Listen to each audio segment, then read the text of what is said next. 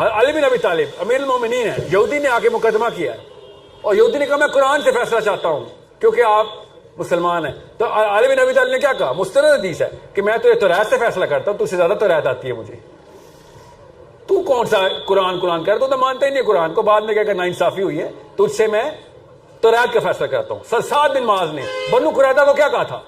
بنو قریظہ کو کیا کہا تھا سعد بن معاذ نے؟ نام سنا ہے سعد بن معاذ کا؟ انہوں نے کہا سعد فیصلہ کرے گا. غور سے سنیں اس وقت، یہ آپ لوگوں کو بتا رہا ہوں، یہ مسجد صاحب کے مولوی صاحب کو بتا رہا ہوں اس وقت، جو کہہ رہے نا پوجا پاٹ کرو، بتاتا ہوں آپ کو. حضرت سعد بن معاذ کو یہودیوں نے کہا، کس کے فالوور؟ توریت کے فالوور نے کہا کہ سعد ہمارا جگر ہے، پولیٹیکل ٹائز ہے ہماری، چائنا پاکستان والا. خان صاحب چائنا پاکستان، بنو قریظہ سعد بن معاذ اوس کے سردار. اور کیا کہا بنو قریظہ نے؟ یہ تو سارے کے سارے بندے مار دیں گے ہمارے، مطلب ہم تو اب پکڑے گئے ہیں، چوری کرتے پکڑے گئے ہم نے تو ٹریٹی توڑ دی ہے محمد سے صلی اللہ علیہ وسلم، آپ تو یہ نہیں چھوڑیں گے مسلمان باہر کھڑے ہوئے. تو ایک پارٹی نے کہا، ایک جرگے کے بندے نے کہا، کعب نے کہا کہ سعد سے بات کر، خزرج کو عبداللہ بن ابی نے بچا لیا تھا، بنو نزیر کو عبداللہ بن ابی نے بچا لیا تھا، تو سعد بن معاذ ہمیں بچا لے گا. یہودی پہلی دفعہ نہیں 2 نمبری کر رہے تھے نا، پہلے بھی کرتے رہتے. اب عبداللہ بن ابی منافق تھا، وہ نبی علیہ السلام کا جبہ پکڑ کے لٹک گیا کہ میرے دوست ہیں، میرے زبانیں دی ہوئی ہیں، ان کے میرے اوپر بڑے احسانات ہیں، لوگ کہیں گے کہ مسلمان احسان فراموش ہوتے ہیں، چھوڑ دے. چپک گیا، اصرار اور اصرار. نبی علیہ السلام نے کہا اچھا ٹھیک ہے چلو چھوڑ دیا. دودھ کا دودھ پانی کا پانی ہونا تھا. جب بنو قریظہ کی بات آئی انہی کے کزنز کی، تو انہوں نے کہا وہ عبداللہ بن ابی نے تو بنو نزیر کو بچا لیا تھا، تو ہم سعد بن معاذ کے پاس جاتے ہیں کیونکہ ہمارے تو اس کے ساتھ ٹائز ہیں اوس کے. تو سعد بن معاذ کو آربیٹریشن کے لیے ڈیسیژن میکر بتا دیا کہ سعد فیصلہ کرے گا، تو ہمیں قبول ہے، جو کہیں گے قبول ہے. تو صحابہ نے کہا زیادہ ایٹیٹیوڈ نہ دکھاؤ، تم بتاؤ گے کون فیصلہ کرے گا، ہم نبی علیہ السلام سے پوچھیں گے. تو حضرت سعد کی طرف نبی علیہ السلام نے دیکھا، حضرت سعد نے کہا اگر میرے دائیں ہاتھ والوں کو کوئی اعتراض نہ ہو تب میں فیصلہ کروں گا.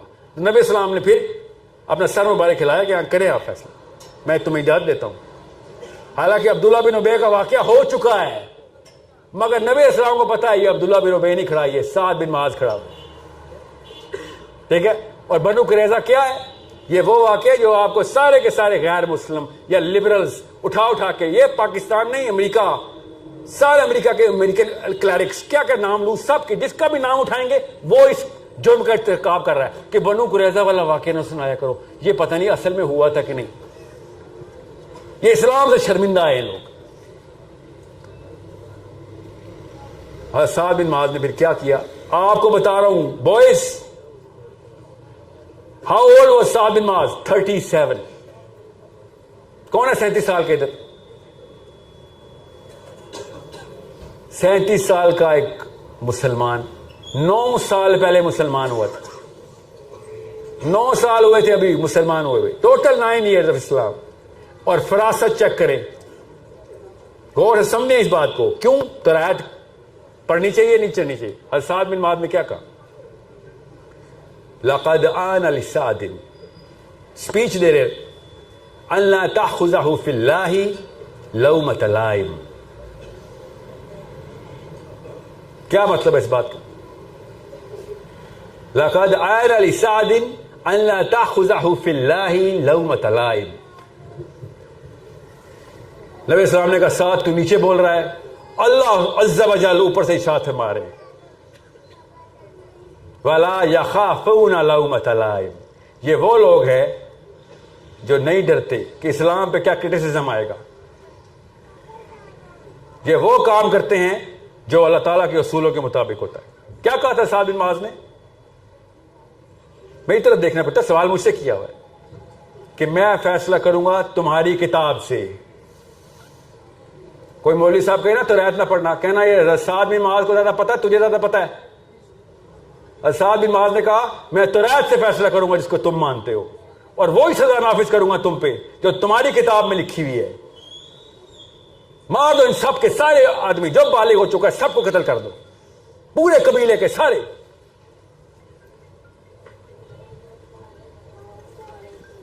لقد آن لسعد ان لا تأخذه فی اللہ لومۃ لائم. چاہے جتنی مرضی ملامت آ رہی ہو اسلام پہ، بس اللہ تعالیٰ کا فیصلہ ہوگا ادھر.